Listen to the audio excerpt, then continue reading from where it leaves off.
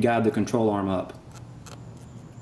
Now when you go to tighten that lower control arm bolt, when you start threading it through, don't just go straight after it with the impact. Start it by hand to make sure you don't cross thread it and strip the threads out.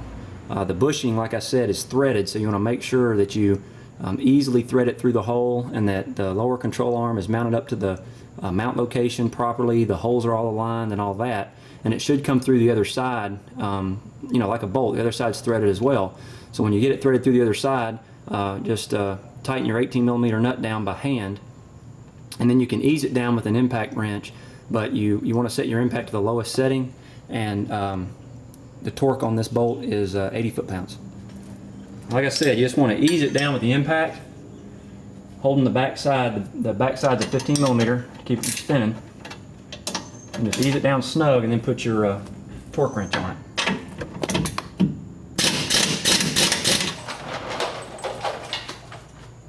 Now we want to put our rear shock in, and you'll have to collapse it just a little bit to get it to fit in there, but on the Eibach shock it's really not too bad. Just push it down till it bottoms out. Again, be very careful not to scratch your car. Just let it spring back up into place. Next, you just want to ease your lower shock bolt through, and you may have to lift up on the shock a little bit to line the shock eye up. Slide that through, and you can start your nut on the back side and just tighten it down snug. You don't want to torque it while the weight's not on the car, or while the weight of the car isn't on the bolt. This is one of those that gets torqued after it's on the ground. So let's see, the back is a 15 and the front is an 18.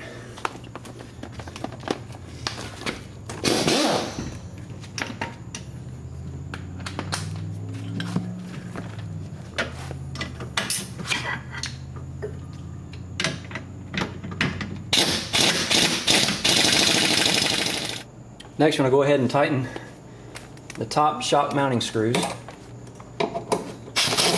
And I'm just running snug with the impact. And then I'll come back with the torque wrench. The torque wrench, and the torque on these is 38 foot-pounds. Be very careful not to hit the edge of your fender when you're tightening these. I got a little extension on my torque wrench to keep it away from the fender.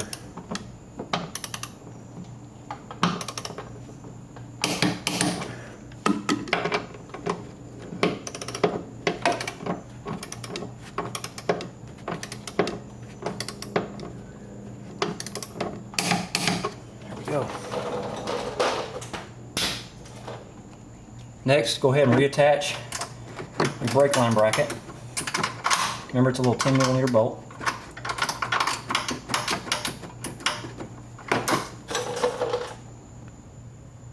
Next, you want to reattach your 13mm exhaust bracket bolts.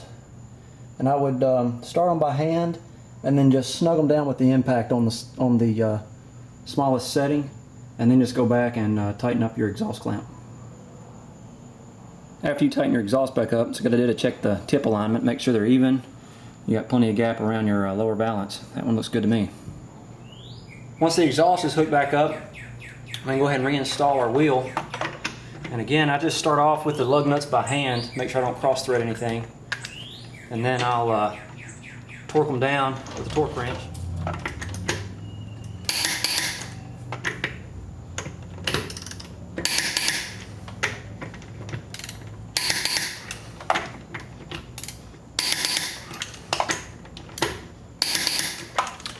Now, last thing we got to do is go back and tighten that lower shock bolt to 53 foot-pounds, and we're finished. So the million-dollar question is, how did it turn out? There you go. I just finished the install. It looks like I got about 1 5/8 inches lower in the front and 1 inch lower in the back. I'm guessing that it'll probably settle over time. So I may have to update this with the actual measurements after I've driven it around a little bit. I'm about to take it for a test drive, See how she does? Now, what do I think about this install, having done it? What I'm going to say is, if you don't have air tools, have somebody install it for you. You could probably do it without them, but it's, you know, there's a lot of really tight bolts involved, and there's hard to reach spaces, and you're kind of in a confined area, so you don't want to, you know, have to get in there and fight them. It's nice to just stick an impact on there and let it do the work for you. It'll be a really long weekend if you tried to do it without the air tools. The front was considerably more difficult than the back. If I had it to do all over again, I would have just removed the front spring shock assembly and taken it to a shop and had them swap the parts out for me. Those spring compressors work, but they are a lot of work to use. I actually got blisters on my hands from the impact vibrating so much trying to tighten those things down. It probably took 30 minutes per spring to compress it. I don't know if I had a bad set of spring compressors, you know, because they were one of the Lona Tool deals that could have been worn out. They look like they had quite a bit of wear on the top of the thread, so maybe my impact was having to do twice the work. But long story short, pull the assemblies out, take them somewhere, have them swap the parts out. It'll cut the time of the install down to probably half on the front. Then you're just basically dropping it out and putting it back in. Other than that, it's not too bad. The rear was pretty easy, honestly. The hardest part was getting that lower control arm hole to line up, and it all boils down to how you position your jack in that pocket underneath the spring. If you get it positioned just right, it will just slide right back into place. If your jack gets it off a little bit, you'll have to fight with it some of the pry bar to get it to line up.